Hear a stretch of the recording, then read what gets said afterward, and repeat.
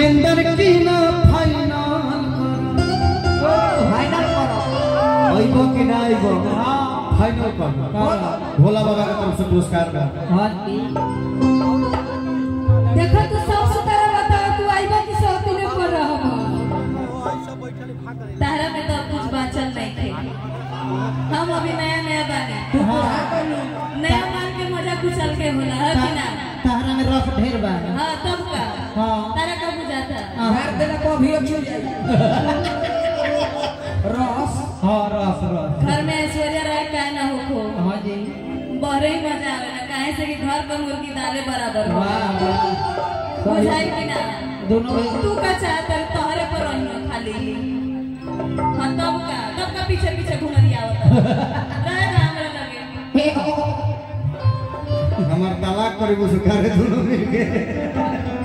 अब तलाक ना हो गइल बा। आई एम ऑलरेडी एंगेज्ड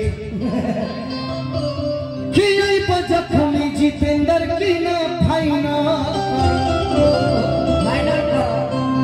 ना तो चंदन के नाम अपन चैनल पर क्या बात है आई बजखमी जितेंद्र की ना फाइनल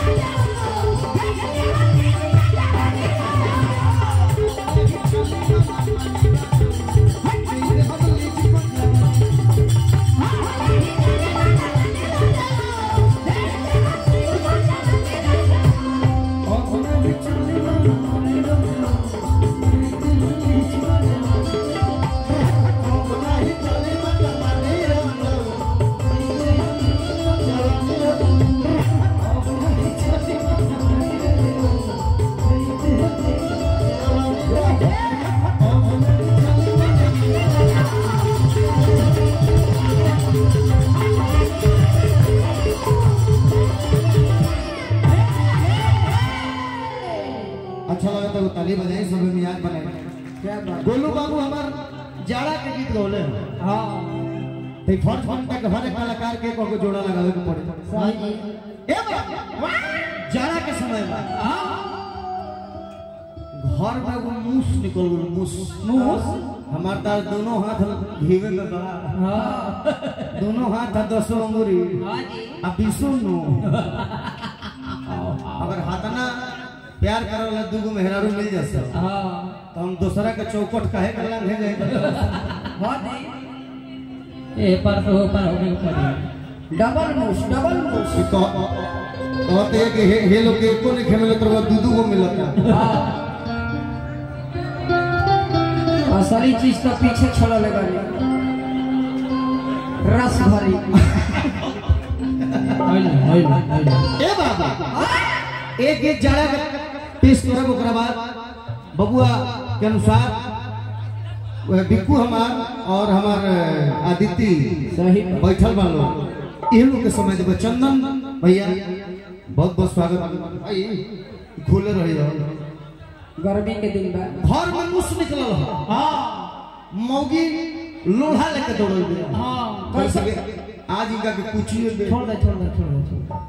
मरद कर सके मारा मत ना इहो जियो हां उजार का मुस होई इहो जियो मारा मत मर्दा कहता रे बाबू का कहत रे हो किला बाजार बेचारा मुश्किल में मामू ओए मामू बेंजू के लाइन कट गई हमरे बेरी सब होता रे छोटू भैया बेंजू के लाइन दो ये गीत मैं इसलिए गा रहा हूँ कि आप लोग कब से हमें रगड़ रहे हैं लेकिन मैं कुछ नहीं कर पा रहा हूँ नहीं लेकिन अब मैं भी नाचूंगा हां अभी रगड़ेंगे आप हाथ पर रगड़ वाह अब की तरह गराला में हमार बहिए जाइए अब की रगड़ दूं तो बह जाइए हो गया छोटू भैया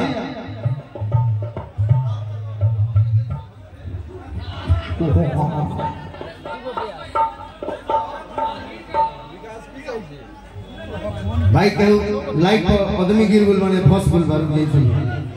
बेंजी के बैटरी खत्म हो गई।